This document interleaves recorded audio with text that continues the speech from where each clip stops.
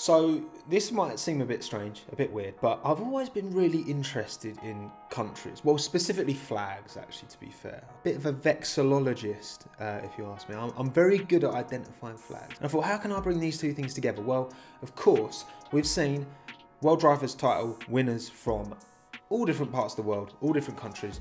I want to look today at which countries have borne the most success in Formula One, because there are some results that actually might surprise you quite a bit. The way I'm breaking this list down, I'm looking at drivers' titles. So how many drivers' titles can be attributed to each different country. So say one driver has won 5, that country will get 5 points. We're starting with all of the countries that have won 1 driver's title, as in the driver who won, their nationality was from this country: South Africa, New Zealand and Canada.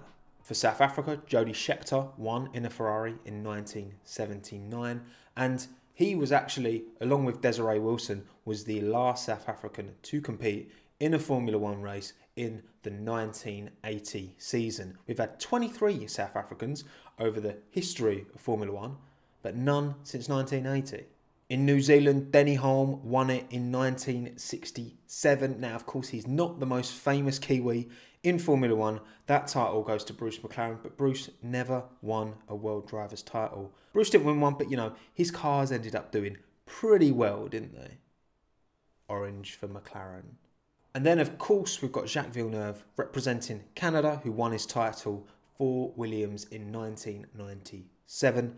Obviously, his father, Gilles, was arguably seen in a even more prestige, tragically lost his life at Zolder. If he'd have had the long career that he deserved, he would have gone on to win a few more for Canada. The countries with 2 are the United States of America and Spain.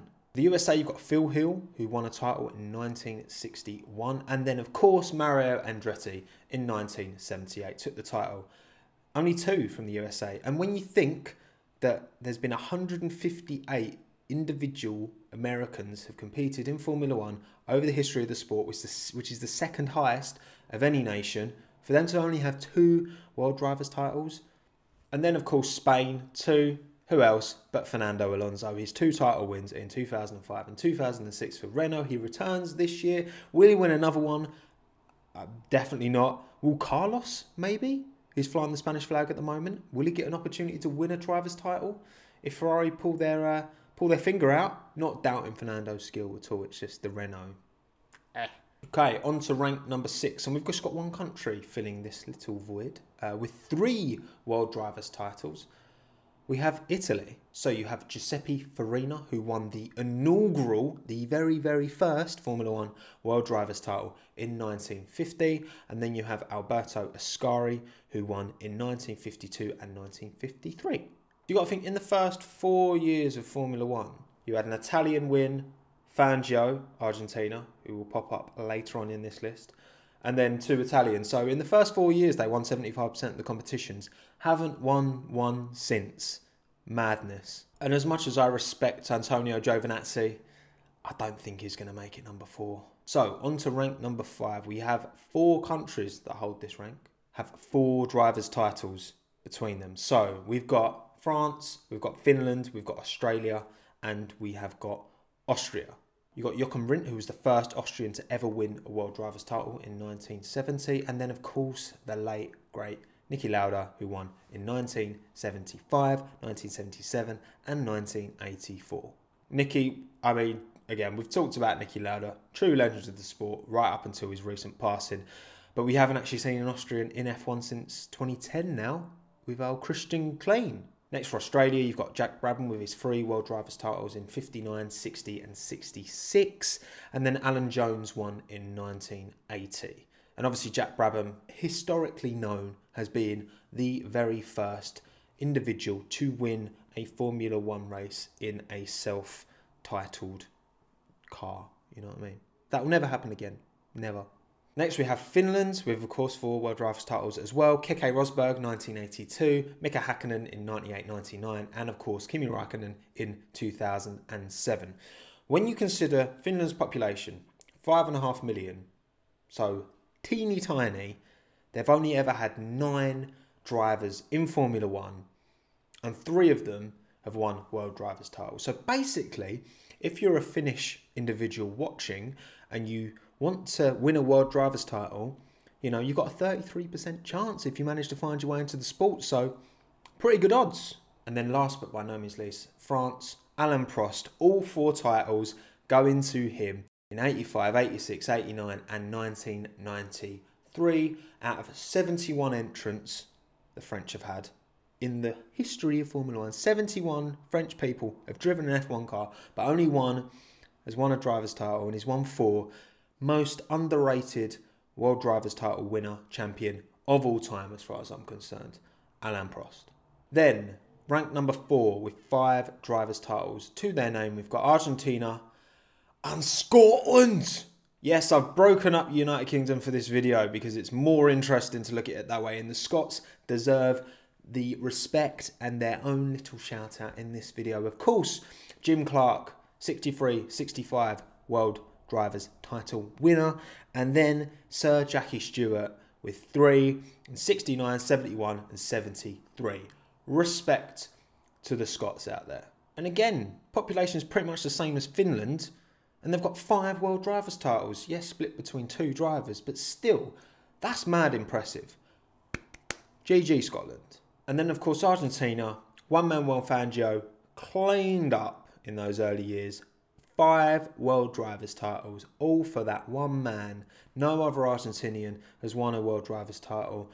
51, 54, 55, 56 and 57 were Juan Manuel Fangio's.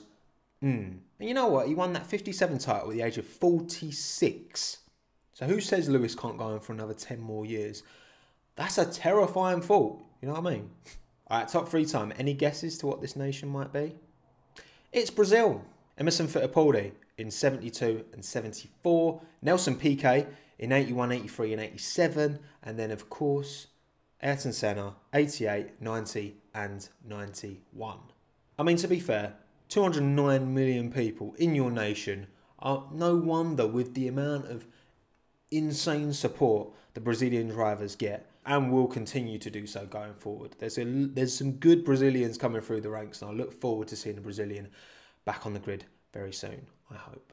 Top 2 time, and again, because I broke up the UK, it is a lot closer than you might have thought, but it's Germany in 2nd place with 12 world drivers titles. There's a guy called Michael Schumacher, you might have heard of him, who won in 94, 95, 2000, 2001, 2002, 2003, 2004. Another guy you might have heard of called Sebastian Vettel? 2010, 2011, 2012, 2013, and then obviously Nico Rosberg, most recently the only man to put a wedge in Lewis's recent dominance in 2016.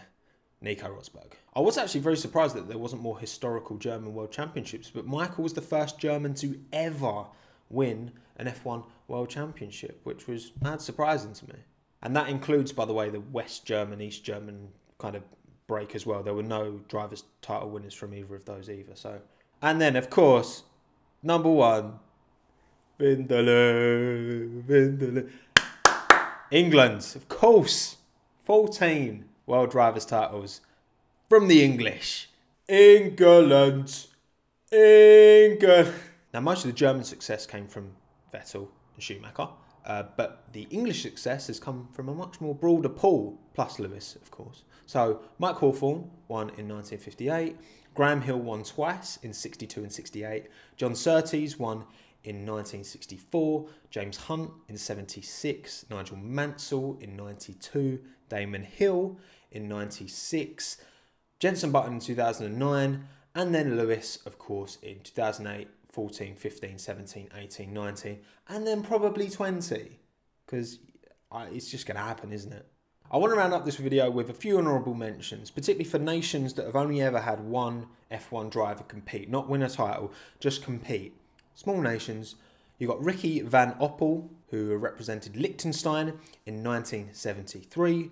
Alex Yoong from Malaysia, who raced in 2001. Rio Haryanto from Indonesia, who raced in 2016.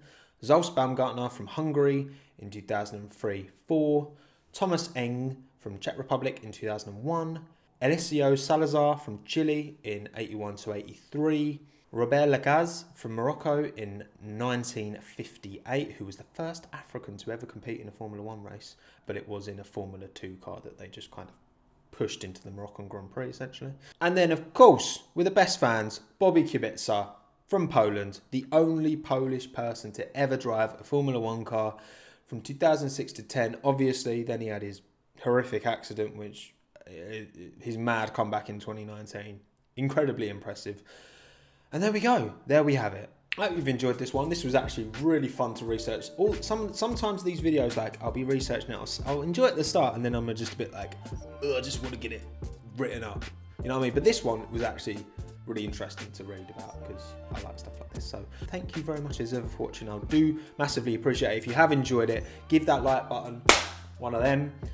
Subscribe button, little flick, notification bell, little tickle as well. You know, if you want to watch my stuff, then that's the way it works. That's the algorithm for you, isn't it? Don't make the rules, all right? My name's been Tommo. This is Tommo F1 YouTube channel. Thanks again. Have a good one.